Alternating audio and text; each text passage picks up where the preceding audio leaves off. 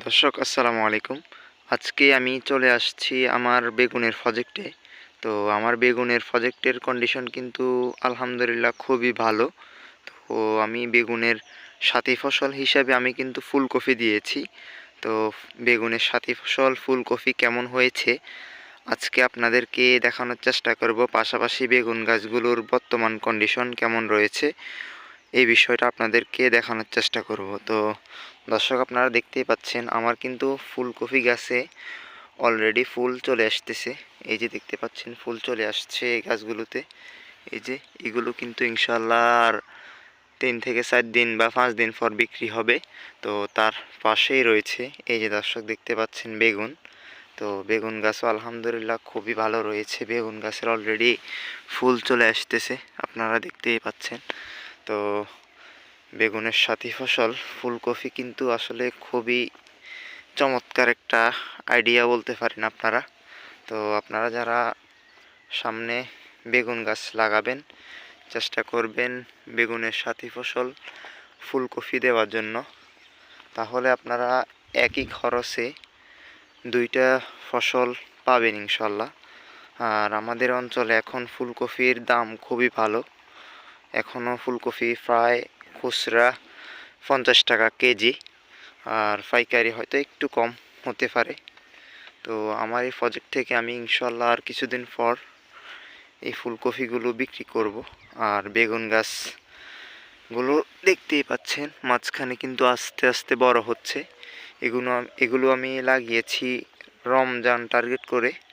তো যখন ফুলকপি গাছগুলো আমি তুলে ফেলবো তখন মালচিং পেপার উঠিয়ে সার ব্যবস্থাপনা দিয়ে আবার নতুন করে বেডটা উঁচু করে বেগুন গাছগুলোতে যদি খুঁটি দিয়ে দিই তাহলে কিন্তু বেগুন গাছগুলো তাড়াতাড়ি বড় হয়ে যাবে।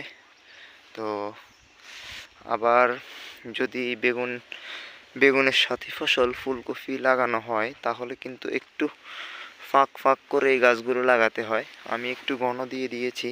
তো যে জায়গাগুলোতে একটু ঘন ওই জায়গাগুলোতে কিন্তু বেগুন গাছগুলো তেমন একটা বাড়ে নাই।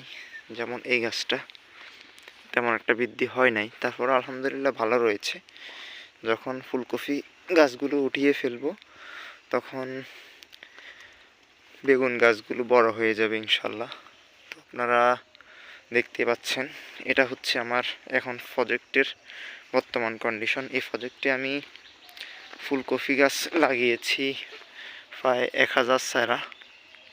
1000-এর ভিতরে এই পাশটাতে রয়েছে সবগুলো হচ্ছে সাদা ফুলকপি, আর ওই পাশটাতে রয়েছে ইয়েলো কালার ফুলকপি। এগুলো এখনও বাহির হয় নাই। তো আপনাদেরকে একটু দেখানোর চেষ্টা করি। এই যে দর্শক দেখতে পাচ্ছেন এগুলো হচ্ছে ইয়েলো কালার ফুলকপি। তো এগুলো এখনও বাইর হয় নাই, আর তার মাঝখানেই রয়েছে বেগুন গাছ। তো এটা আশা করি ইনশাল্লাহ এই প্রজেক্ট থেকে ভালো কিছুই হবে ইনশাল্লাহ আমার। আপনারাও আমার এই প্রজেক্টের জন্য দোয়া করবেন।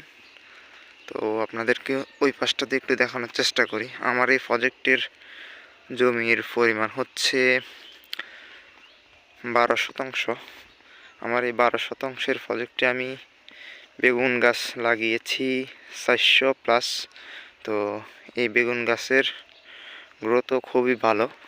গাছগুলোতে আমি কিছুদিন পরে কিন্তু কীটনাশক স্প্রে করি, কিন্তু ব্যস্ততার কারণে আপনাদেরকে আমি ওইটা দেখাতে পারি না, দুঃখিত।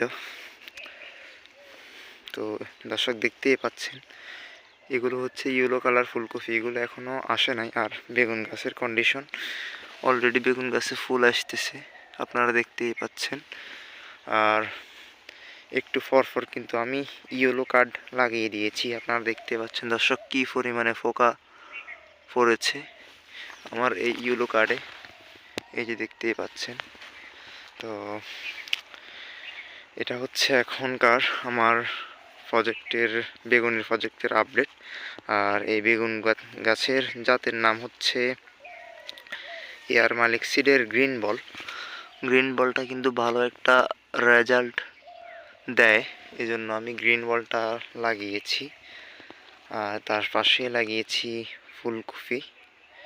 তো সকলে আমার এই প্রজেক্টের জন্য দোয়া করবেন। সকলে আমার চ্যানেলটা সাবস্ক্রাইব করে দিবেন।